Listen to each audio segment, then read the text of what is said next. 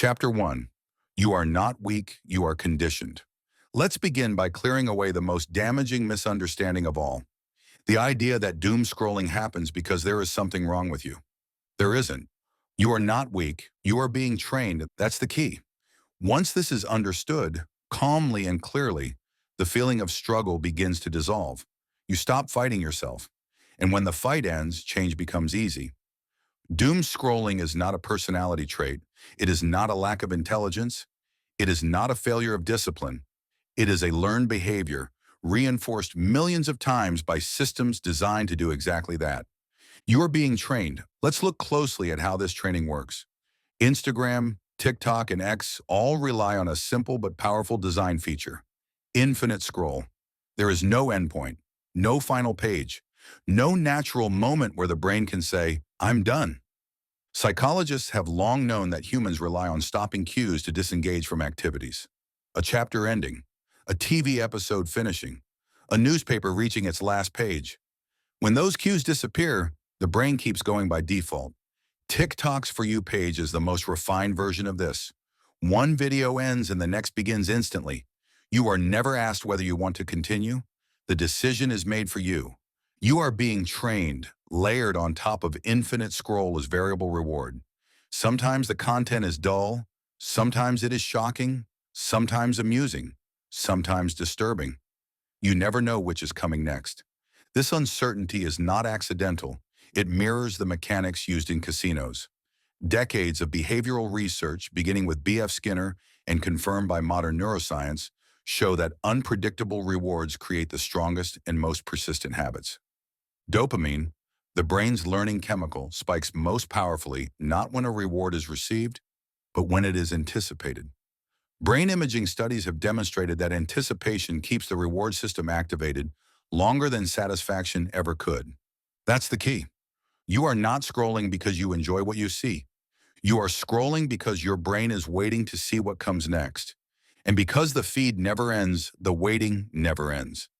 This is why just one more feels automatic.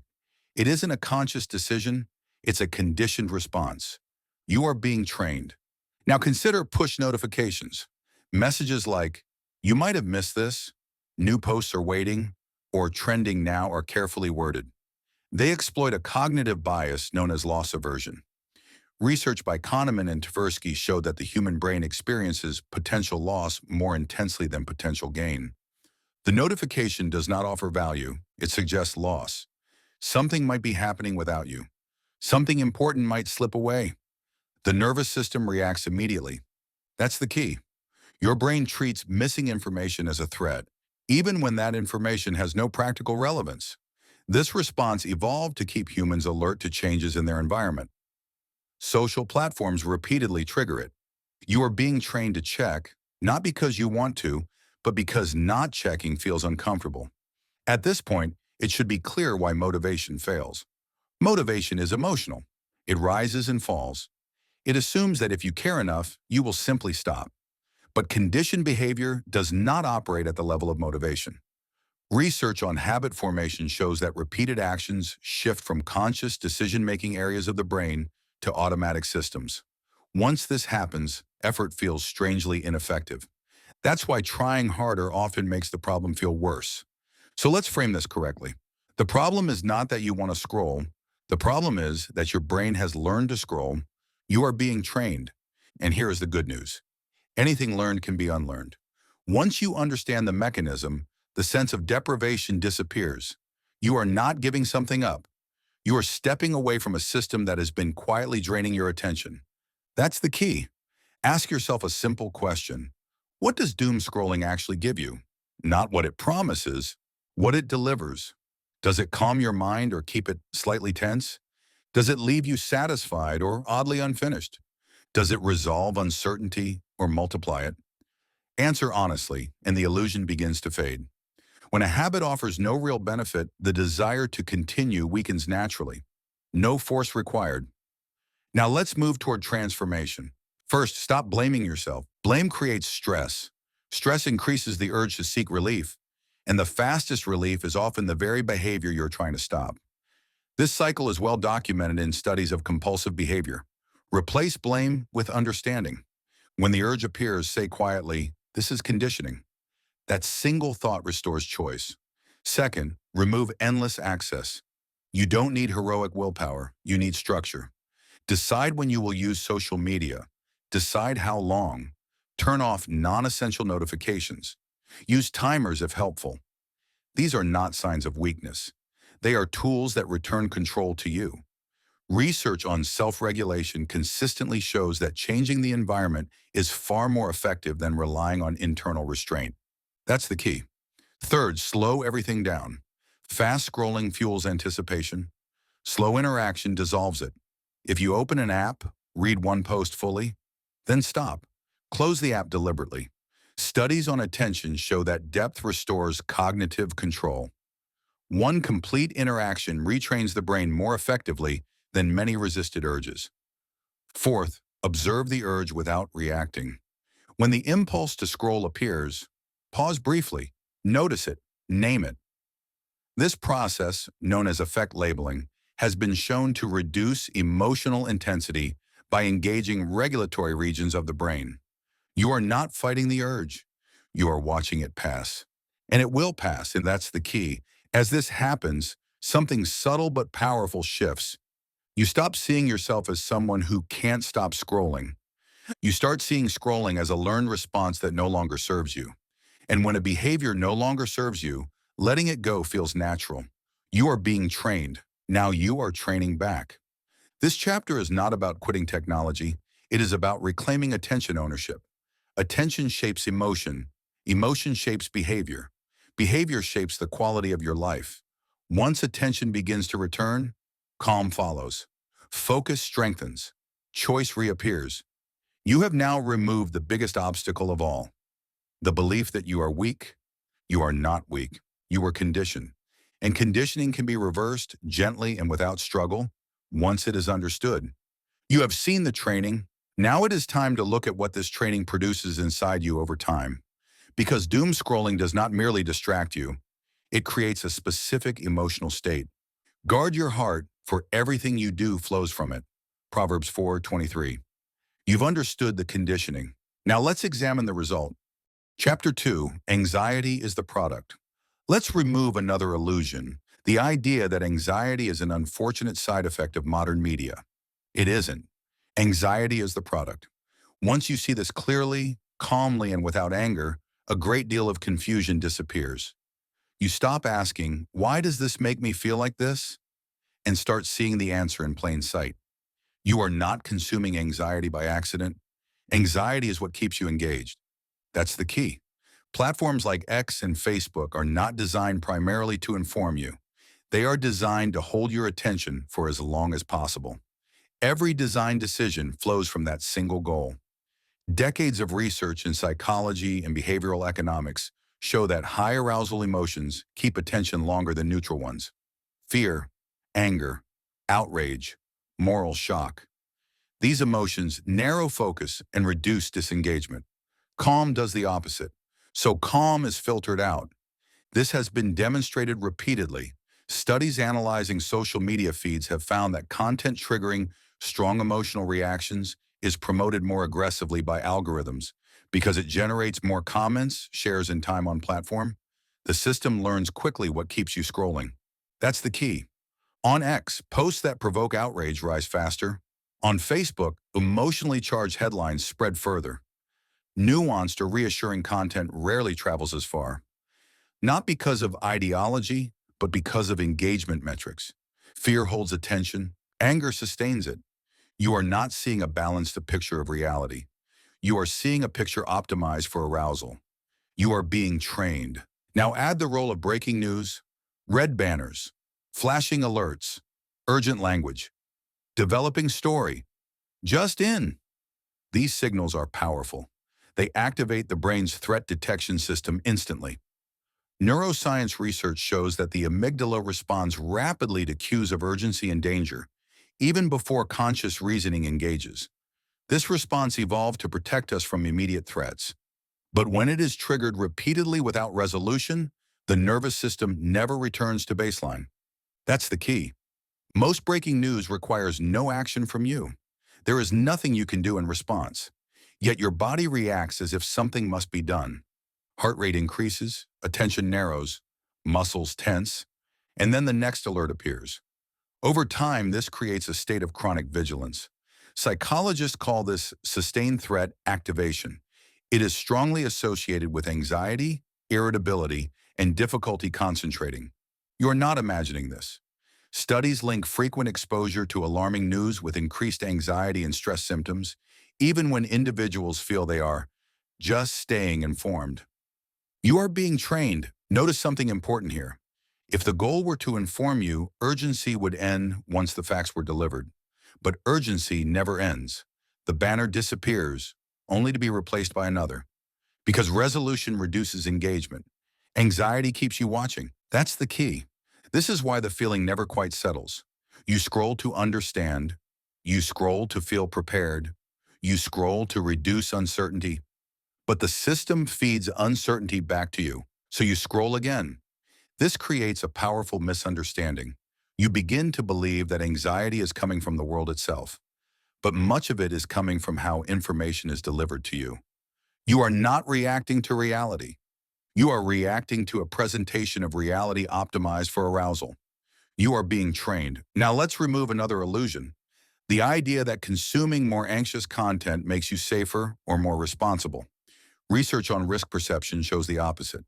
Repeated exposure to threatening information without actionable context increases fear while decreasing a sense of control. People feel more overwhelmed, not more prepared. Awareness without agency produces anxiety. That's the key. Ask yourself honestly, when you finish a long session of doom scrolling, do you feel calmer? Do you feel clearer about what to do next? Or do you feel slightly uneasy, as if something is still unresolved? That unease is not accidental. It keeps you coming back. And it is profitable. Because anxiety increases time on platform increases ad exposure. Ad exposure increases revenue. You are not the customer. Your attention is the product. Your anxiety keeps it available. That's the key. Now let's move gently toward transformation. First, change how you interpret your anxiety. Stop seeing it as evidence that something is wrong with you or the world. Start seeing it as a signal of overexposure. Anxiety in this context is not insight, it is overstimulation. This reframe alone reduces its power. Second, limit exposure to urgency. This does not mean ignoring the world, it means refusing artificial urgency. Decide specific times to check news. Outside those times, disable breaking news alerts. Research on stress reduction shows that limiting exposure windows significantly lowers baseline anxiety without reducing actual knowledge. You are not becoming uninformed. You are becoming regulated. That's the key. Third, separate information from emotion. When you read a headline, ask a simple question. Is there an action required from me? If the answer is no, disengage. This practice restores agency.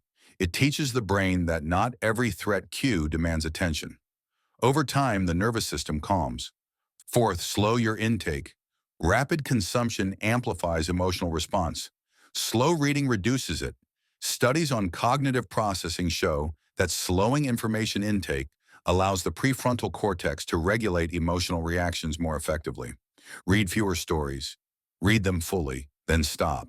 Completion is calming. Fifth, restore balance intentionally. For every exposure to alarming content, include exposure to neutral or stabilizing input. Nature, silence, physical movement, conversation. These are not luxuries. They are regulators of the nervous system. Research on attention restoration and stress recovery consistently shows that non-digital environments help reset emotional baseline. You are retraining your brain. You are being trained. Now you choose the training.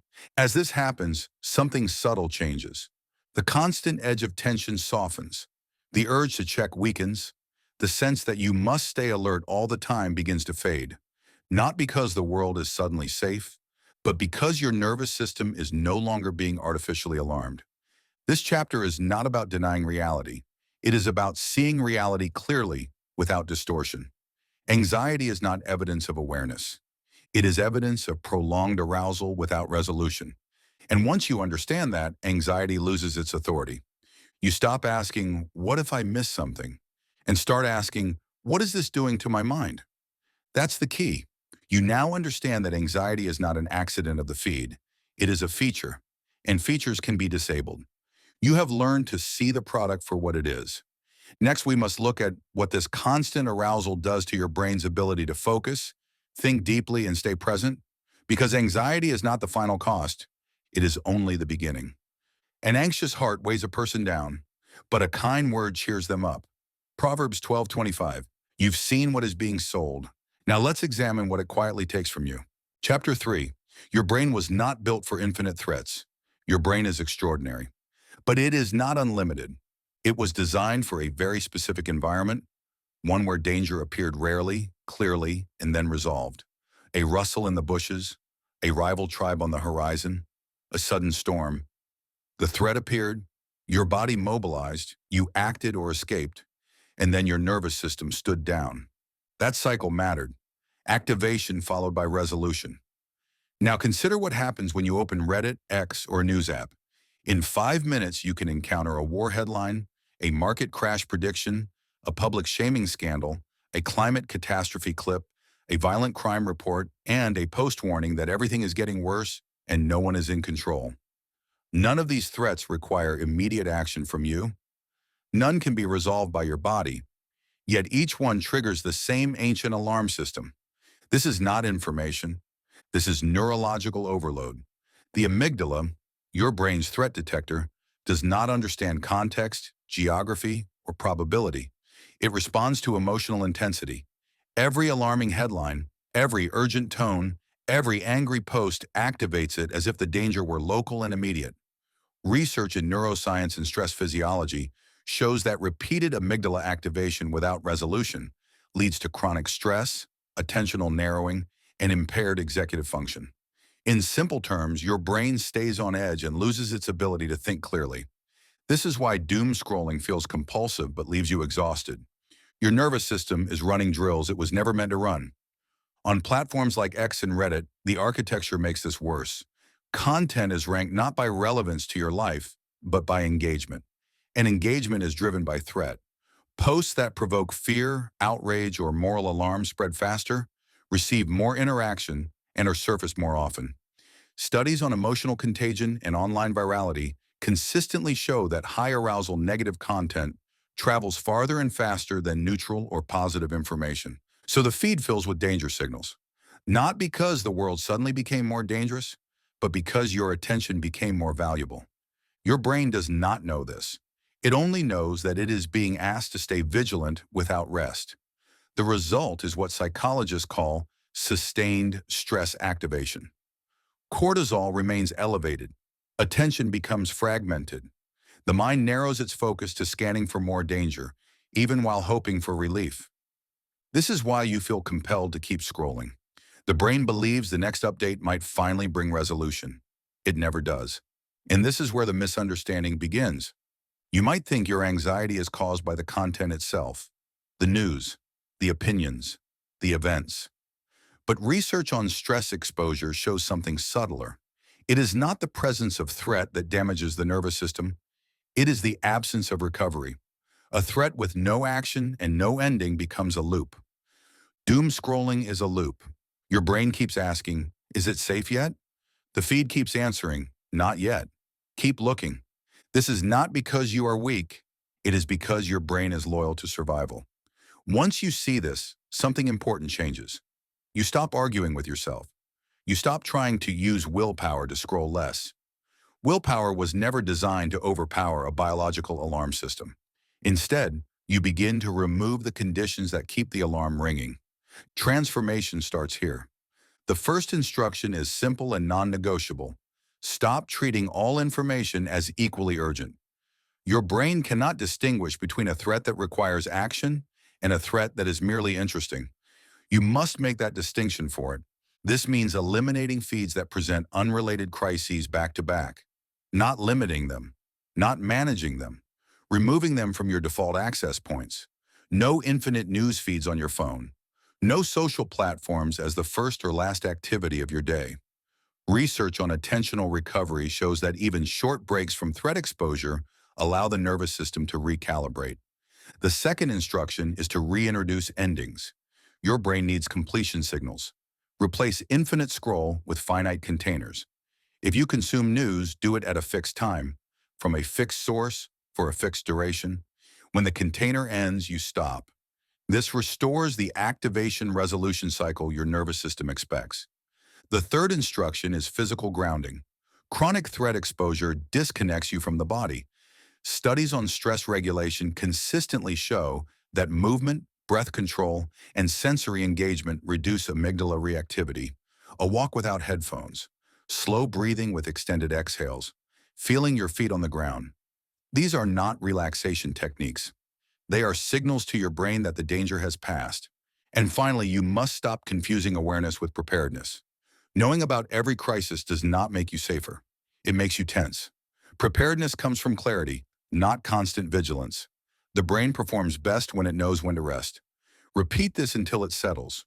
Your brain was built for rare threats, not endless updates. When you step out of the stream of infinite danger, you will notice something surprising. The world does not collapse. You do not become uninformed.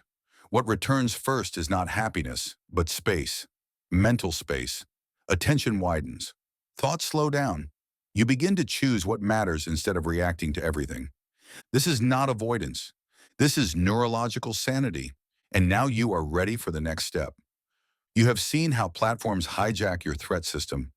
You have learned why endless danger keeps you hooked. But there is something even more valuable than your sense of safety that is being quietly drained. You mastered the mechanics of fear. Now let's talk about the resource that fear steals most effectively. For God has not given us a spirit of fear, but of power, love, and a sound mind. Chapter 4. Doom scrolling destroys focus first. Most people believe doom scrolling damages mood first. They think the cost is anxiety, irritability, or low motivation. Those come later. The first thing doom scrolling destroys is focus. Quietly, gradually, almost politely.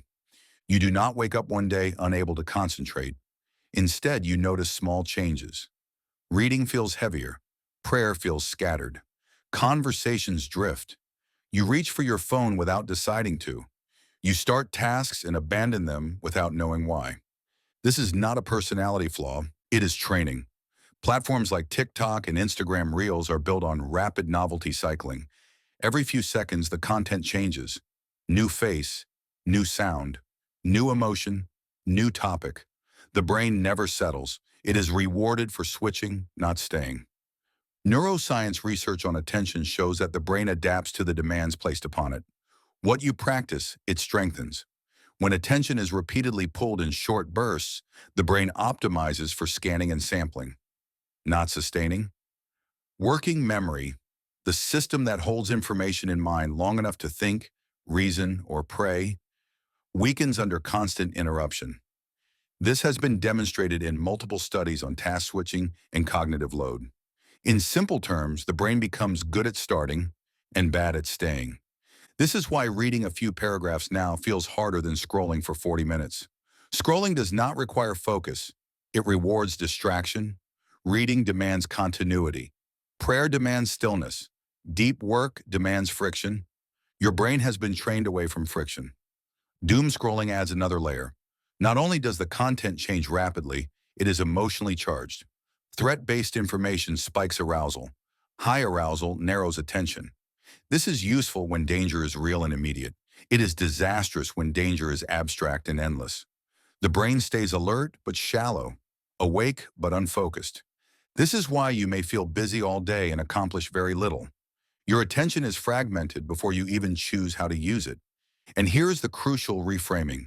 You have not lost your focus. Nothing has been taken from you permanently. Focus is not gone. It has been retrained. That matters because what is trained can be untrained. Once you see this, the struggle changes. You stop trying to force yourself to concentrate. Forcing focus while still feeding distraction is like trying to strengthen a muscle while actively injuring it. The solution is not more effort. It is removing the training stimulus that weakens attention. Transformation begins with one clear decision. Stop consuming short-form, rapid switch content daily, not as a punishment, not as deprivation, as a neurological reset. Research on attentional recovery shows that even brief periods without high novelty input improve working memory and sustained attention. This means your brain responds quickly once the assault stops. But the stimulus must actually stop. Less is not enough. The brain needs contrast. The second instruction is to reintroduce single tasking. Choose one activity per block of time. 1. No tabs open, just in case. No background scrolling, no checking. Studies consistently show that multitasking reduces efficiency and increases perceived effort. Single tasking feels slower at first because the brain is unused to depth. That discomfort is not failure. It is healing. The third instruction is to rebuild focus through low stimulation practices, reading physical text, writing by hand, walking without audio, sitting quietly for a few minutes without input. These activities feel strangely uncomfortable at first. That discomfort is the nervous system recalibrating, attention muscles waking up. Prayer deserves special mention here. Many people assume their difficulty praying is spiritual. Often, it is neurological. A mind trained on rapid novelty struggles with stillness. This does not mean prayer is failing. It means the training environment has changed. Remove the constant stimulation, and prayer naturally deepens again. Stillness stops feeling empty. It starts feeling full. This is why trying to scroll less without changing the environment rarely works. The environment trains faster than intention. Your phone placement, your app layout, your notification settings. These are not neutral, they are instructors. So you redesign them. No short-form apps on the home screen. No notifications that interrupt thought. No phone within reach during focused work or prayer. These are not productivity hacks. They are neurological boundaries. Repeat this truth until it lands. You don't lose focus. It is slowly trained out of you. And just as slowly or faster, it can be trained back in. As focus returns, something else changes. Time stretches. Tasks feel meaningful again. You stop craving constant stimulation because your brain rediscovers depth. Silence becomes tolerable, then valuable, then necessary. This is when doom scrolling loses its grip, not because you resist it, but because it no longer offers what your brain wants. You are no longer starving for novelty because you are nourished by attention. And now we arrive at the deeper realization. Platforms do not fight for your happiness. They fight for your attention. Attention is the resource everything else depends on. Your peace, your clarity, your ability to choose rather than react. You have seen how focus is dismantled first. Next, we expose why attention is the most valuable commodity in the modern world, and why reclaiming it changes everything. You regain your ability to stay with one thing. Now let's talk about why that ability is priceless. Be still and know. Chapter 5. You confuse awareness with control. There is a comforting illusion at the heart of doom scrolling. The illusion is that by staying informed, you are staying in control. You are not. You are staying stimulated. Platforms know this difference very well. Autoplay, related posts, infinite cues, and algorithmic recommendations are not conveniences. They are decision removers. Each removed decision weakens the sense of agency. You did not choose the next video, it arrived. You did not decide to keep reading. The feed decided for you. This matters more than it seems. Psychological research on agency shows that perceived control reduces stress even when outcomes do not change. Conversely, loss of control increases anxiety even when information increases. In other words, knowing more does not calm the nervous system if you cannot act on what you know. Social platforms blur this line deliberately. You scroll through war footage, political outrage, economic collapse, environmental disaster, comment after comment, analysis after analysis, hot takes stacked on top of hot takes. None of it asks anything of you. None of it offers a clear next step. There is no action, no resolution, no closure. Your brain stays alert but powerless. This is the perfect recipe for emotional fatigue. Neuroscience explains why. When the brain detects threat, it prepares for action. That action might be fight, flight, or problem solving. But when no action follows, the stress response has nowhere to go. Cortisol remains elevated, attention stays locked, energy drains. You feel informed and exhausted at the same time.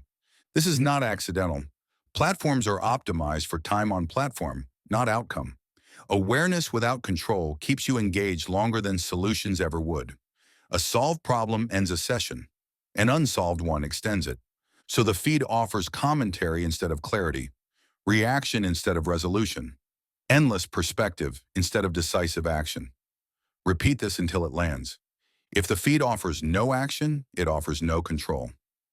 This is why scrolling rarely leads to meaningful change, even when the issues are real and serious. You are placed in the role of spectator, not participant, witness, not agent, and the brain does not thrive in that role. Studies on learned helplessness show that repeated exposure to uncontrollable stressors leads to passivity, reduced motivation, and cognitive shutdown. Originally studied in animals, the same pattern appears in humans exposed to constant negative information without agency. Doom scrolling creates a low-grade version of this effect. You are not lazy. You are overloaded without leverage. Once you see this, a quiet shift happens. You stop asking, how do I stay informed? You start asking, what can I actually influence? This question changes everything. Transformation here is not about ignorance. It is about precision. The first behavioral instruction is simple and uncomfortable. Stop consuming information that does not permit action. Not forever, intentionally. If you cannot name a specific action within 5 minutes of reading or watching something, disengage. This is not avoidance. It is neurological hygiene. The second instruction is to move from passive intake to bounded awareness. Set strict limits. 1 check per day. 1 trusted source. No algorithmic feeds. Research on attentional control shows that boundaries restore agency faster than moderation. Knowing when something ends calms the brain more than trying to stop at the right time. The third instruction is to replace scrolling with directed action, however small. If the content is about suffering, act locally. Donate. Volunteer. Pray intentionally for a specific outcome. Write to someone. Take a tangible step. Action closes the stress loop. Awareness alone keeps it open. This is where many people resist. They fear that stepping back means they do not care. In reality, constant consumption without action is not compassion. It is stimulation dressed up as concern. True care moves the body, not just the eyes. And here is the unexpected relief. When you stop confusing awareness with control, guilt dissolves. You no longer feel obligated to watch everything. You stop believing that your attention is morally required.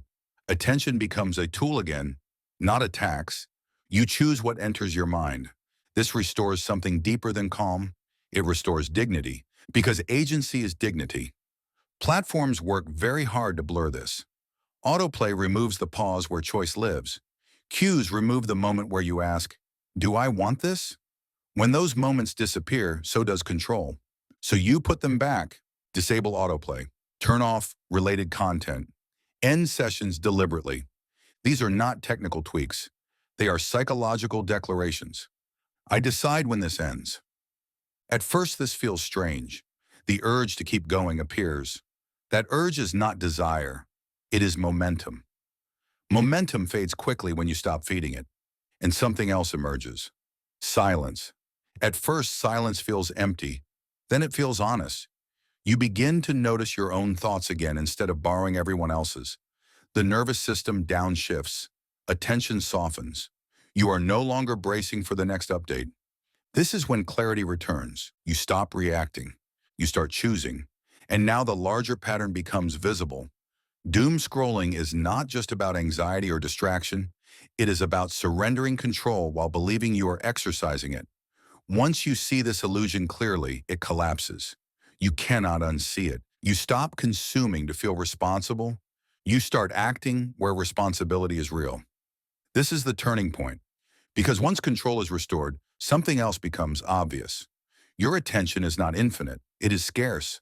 And whoever controls it shapes your life. You have seen how platforms remove control by design.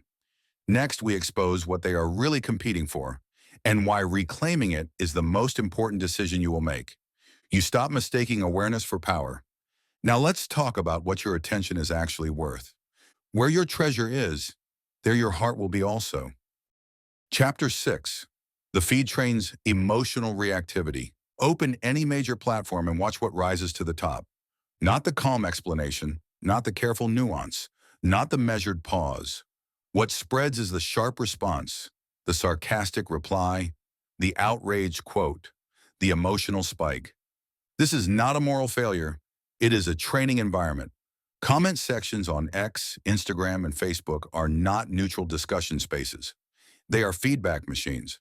Posts that provoke anger, fear, or ridicule receive more replies.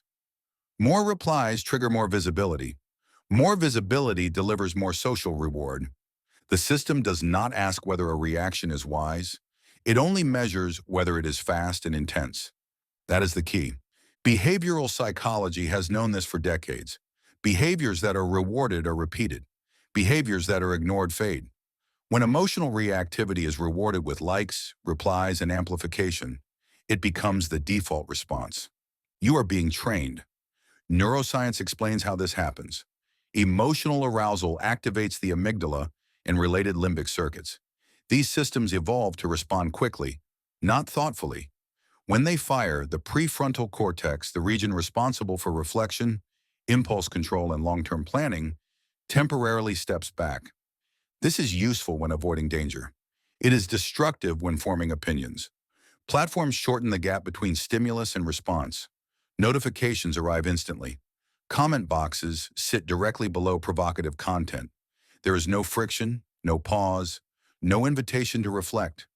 So the brain learns a new rule: react now, think later. Over time, later never comes. Research on habit formation shows that repeated rapid response behavior strengthens automatic pathways. You stop choosing reactions. They happen to you. Emotional reflex replaces emotional judgment. This is why scrolling leaves you tense even when nothing personally threatening occurred. Your nervous system has been rehearsing conflict without resolution, and the social reinforcement makes it worse. A thoughtful comment receives silence. A cutting remark receives applause. Your brain notices. Dopamine is released not for truth, but for traction, for visibility, for being seen. The body interprets this as success. The lesson is learned quietly. Intensity equals value. This is not how emotional maturity develops. Studies on emotional regulation consistently show that delayed response improves accuracy, reduces stress, and strengthens social bonds. Reflection leads to better decisions. Restraint leads to trust. Calm leads to influence. Online, these qualities are buried. Offline, they are priceless. This contrast matters. Emotional restraint is punished online, but rewarded in real life. In real relationships, explosive reactions damage trust. In workplaces, impulsive speech limits responsibility. In families, unfiltered emotion creates distance rather than closeness. Yet the feed conditions the opposite. It teaches you to perform emotion rather than manage it. Once you see this, the exhaustion makes sense. You are not tired because you feel too much. You are tired because your emotions are being constantly activated without purpose. Transformation begins with restoring the pause. The first instruction is deceptively simple: never comment immediately. Not because commenting is wrong, but because immediacy is the trap. Neuroscience shows that even a 60-second delay allows prefrontal control to reassert itself. The urge often fades. Clarity returns. The second instruction is to observe the reward pattern without participating. Scroll comment sections briefly and notice what rises. Ask yourself, would this be admired in real life? This reframing weakens the social pull. The brain begins to separate digital reward from real-world value. The third instruction is to practice emotional restraint deliberately offline. Choose one interaction per day where you pause before responding, not to suppress emotion, but to guide it. Emotional regulation strengthens with use, just like muscle. Importantly, this is not emotional numbness. Restraint is not absence of feeling, it is mastery of response. Research in effective neuroscience shows that naming an emotion reduces its intensity. Simply noticing I am being provoked activates regulatory circuits. This small act interrupts the conditioned loop. You stop being pulled, you start steering. Over time, something unexpected happens. The feed becomes less interesting, not because the world improves, but because reactivity loses its grip. Content designed to provoke feels obvious, predictable, flat. The emotional hooks fail when the reflex is gone. This is freedom, and it does not require arguing, correcting, or convincing anyone. It requires withdrawal from the training environment.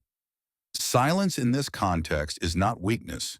It is refusal to be shaped. As emotional reactivity decreases, attention stabilizes. Anxiety softens. Thoughts lengthen.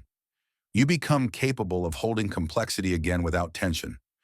This prepares you for the deeper work ahead, because emotional reactivity is not just exhausting. It is expensive. It costs attention. It costs clarity. It costs direction. And the more reactive you are, the easier you are to steer. This is why restraint matters, not morally, practically. You are learning to respond rather than react, to choose rather than perform, to conserve emotional energy for places where it actually changes outcomes. The feed wants immediacy. Life rewards wisdom. Once you stop rehearsing outrage, a quieter question emerges. If your emotions have been trained for engagement, what else has been trained without your consent? Chapter 7. Silence feels uncomfortable for a reason. When the phone goes quiet, something strange happens. Not peace, not relief. Discomfort. Restlessness creeps in. Your hand reaches for the device without thinking. The mind starts generating noise. Old worries surface. Random thoughts collide. The urge to check something, anything, appears.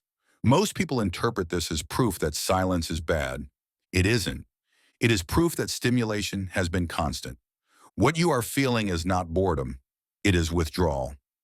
This matters because withdrawal is often mistaken for harm. In reality, it is recalibration, the nervous system adjusting back toward baseline after prolonged overstimulation. Repeat this clearly. Discomfort is not danger, it is recalibration. Neuroscience explains why this phase feels unsettling. Dopamine, the neurotransmitter involved in motivation and reward prediction, adapts to repeated stimulation. When rewards are frequent, intense, and unpredictable, as they are with social feeds, the brain reduces sensitivity.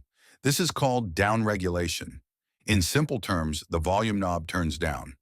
Studies on reward sensitivity show that overstimulation leads to blunted response to ordinary experiences. Silence feels empty. Stillness feels wrong. Low stimulation activities feel pointless, not because they are, but because the brain has been trained to expect more. This is why scrolling often happens without enjoyment. The pleasure fades, but the urge remains. You are not chasing joy. You are chasing normal. When the phone is removed, dopamine temporarily dips. The brain notices the absence and signals discomfort. This is not a craving for content. It is the nervous system asking for equilibrium. The mistake most people make is responding immediately. They fill the gap. They reintroduce noise. They avoid the recalibration, so the system never resets. Research on behavioral addiction, particularly studies on variable reward environments, shows that the withdrawal phase is short when not interrupted. Restlessness peaks, then declines. The brain recalibrates. Sensitivity returns. But only if the silence is allowed to remain. This is why short breaks feel harder than endless scrolling. The discomfort is front-loaded. Relief comes later. If you never reach later, you assume the discomfort is permanent. It isn't. What makes this phase confusing is that silence exposes internal noise. Thoughts that were masked by stimulation rise to the surface. This is often interpreted as a problem. It is not. Mental noise does not mean something is wrong. It means something was covered up. Attention research shows that constant input suppresses spontaneous thought. Remove the input, and the mind resumes its natural activity. This includes reflection, memory consolidation, and emotional processing. In other words, silence does not create chaos. It reveals it. And what is revealed can be addressed. Transformation here requires a simple but counterintuitive instruction. Do not rush to soothe the discomfort. Let it pass through. Set a defined period of silence, 10 minutes, no phone, no audio, no replacement stimulation. Sit, walk, breathe. The goal is not relaxation. The goal is tolerance. Tolerance retrains the nervous system faster than avoidance ever could. As the minutes pass, the urge weakens. The body settles, the mind slows. This is not discipline through force. It is discipline through understanding. Another instruction is to reintroduce low-stimulation activities deliberately. Reading a few pages, writing a paragraph, sitting in prayer, washing dishes without audio. These activities feel dull at first because dopamine sensitivity is recovering. Stay with them. Studies on attentional recovery show that sustained focus returns gradually once overstimulation is reduced. The brain relearns how to engage without constant novelty. What once felt boring begins to feel grounding. This is the moment many people misunderstand. They think silence should feel immediately pleasant. When it doesn't, they assume they are doing it wrong. They are doing it right. Discomfort is the signal that recalibration has begun. Repeat it again. Discomfort is not danger. It is recalibration. Importantly, this process restores something deeper than focus. It restores emotional stability. When stimulation decreases, emotional spikes soften. Anxiety loses its fuel. The nervous system exits its constant alert state. This is supported by research showing reduced baseline stress markers when digital stimulation is limited. Silence gives emotions space to resolve instead of stacking endlessly. This is why moments of stillness can feel emotional at first. Tears, sadness, relief.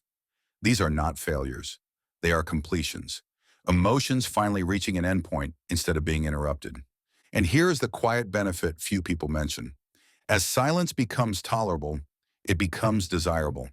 Not because it is empty, but because it is spacious. You start to notice subtle thoughts again, creative ideas, gentle insights, a sense of orientation. This is the mind returning to its natural rhythm. The feed trained urgency. Silence trains perspective. You begin to see how little of what demanded attention actually required it. You stop mistaking noise for importance. You regain the ability to choose what deserves focus. This chapter is not about removing technology completely. It is about restoring contrast. Silence makes signal visible again. Without silence, everything feels urgent. With silence, urgency reveals itself as design. So the instruction is clear. Schedule silence. Expect discomfort. Do not interpret it as failure. Let recalibration complete its cycle. This is not deprivation. It is recovery. You have learned how the feed conditions behavior. You have seen how anxiety, reactivity, and loss of focus emerge.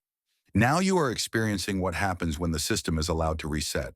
Silence is not the end goal, it is the doorway. Because once silence is tolerable, choice becomes possible. And choice is where attention is reclaimed. You have stayed with the discomfort. Now let's talk about what happens when attention is finally yours to direct. Chapter 8. Discipline beats awareness every time. Awareness feels powerful.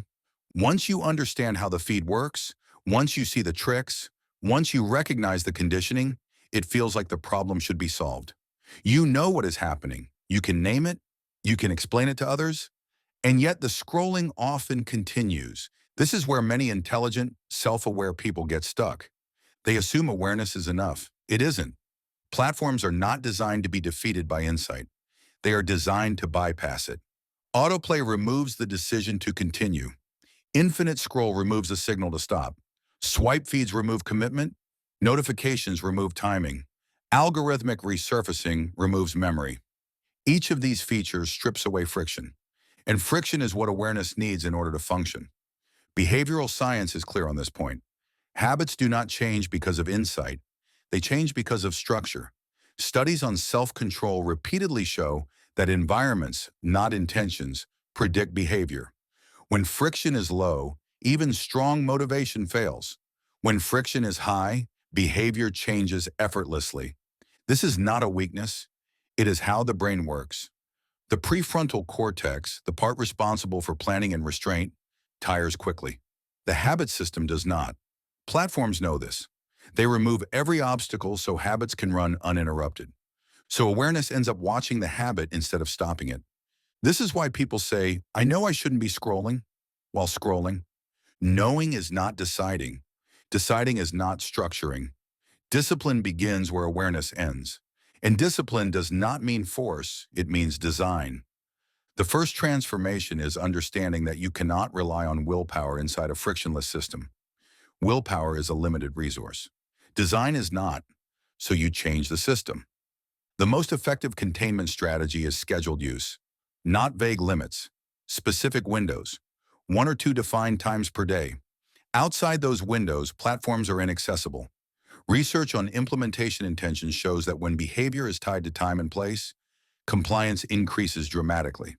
After dinner for 20 minutes, not less scrolling. The second strategy is notification removal. Notifications are not information. They are summons. Each one interrupts attention and creates a decision point you did not choose. Removing them restores control over when you engage. Studies on attentional residue show that even brief interruptions degrade focus long after the interruption ends. Notifications fragment the day into reactive segments. Removing them does not reduce awareness, it restores continuity. The third strategy is deliberate entry and exit points. Before opening an app, state the purpose. I am checking messages. When that task is complete, exit. Do not remain inside the environment. This creates a psychological boundary. Boundaries are how habits are contained. Endless feeds exist because they remove endings. You put endings back. These strategies work not because you become stronger, but because the environment becomes honest. It stops pretending to be neutral. Repeat this until it settles. Structure beats intention, always. This is not pessimism, it is relief. You no longer need to monitor yourself constantly. The structure does the work. Cognitive load decreases, decision fatigue fades, the mind relaxes, and something surprising happens. Awareness becomes useful again. When structure is in place, insight has leverage. You notice urges without being pulled by them. You see patterns clearly because you are no longer inside them. This is why disciplined people often appear calm, not because they are superior, but because fewer decisions are demanded of them. Importantly, discipline here is flexible, not rigid. You are not banning technology, you are containing it. Containment respects the brain's limits. It accepts reality instead of arguing with it. This is why it works. Research on habit reversal shows that replacing uncontrolled exposure with bounded access reduces compulsive behavior without increasing stress. The nervous system responds well to predictability. Scheduled engagement feels safe. Endless engagement does not. This is also where guilt dissolves. When scrolling is unstructured, every moment feels excessive. When it is contained, use feels intentional. There is no internal negotiation, no self-criticism. The mind knows when it will engage again. This restores trust in yourself. You stop asking, why can't I control this? You start saying, this is handled. And once structure is established, deeper work becomes possible. Focus lengthens. Silence feels easier. Emotional reactivity decreases. Attention becomes available for things that actually require it. Reading becomes possible again. Prayer becomes quieter. Work becomes immersive. Not because you tried harder, but because you removed interference. This chapter carries a quiet truth many people resist. Freedom does not come from unlimited choice. It comes from well-chosen limits. The feed promises freedom and delivers compulsion. Discipline seems restrictive and delivers peace. Once this is understood, discipline stops feeling like sacrifice. It feels like alignment. You are no longer relying on awareness to fight an engineered system. You are stepping outside it, and now the final shift becomes visible. Attention is no longer leaking everywhere. It is gathering, and what gathers can be directed. You have moved beyond understanding. You have built structure. Now there is only one question left. What is your attention actually for? You have reclaimed it from the feed. Now let's talk about where it belongs. Let all things be done decently and in order. Chapter 9, Replace Consumption with Command. There is a moment when scrolling stops feeling compulsive and starts feeling pointless. That moment arrives when attention is no longer drifting. It arrives when authority returns. Up to now, the feed has been in command. It decided what appeared. It decided what mattered. It decided what you felt next. You reacted. You consumed. You moved on. This chapter is where that pattern ends. Because attention does not need more protection. It needs direction. Consumption is passive, command is active. The brain responds very differently to each. Neuroscience shows that when attention is self-directed, activity increases in the prefrontal cortex. This region governs planning, prioritization, and goal alignment. When attention is externally captured, activity shifts toward reactive and reward-driven circuits. In simple terms, whoever chooses the focus controls the mind. Feeds remove choice by design. They deliver content based on past behavior, not present intention. The algorithm does not ask what you want now. It predicts what will keep you engaged longest. This is why even useful content becomes draining.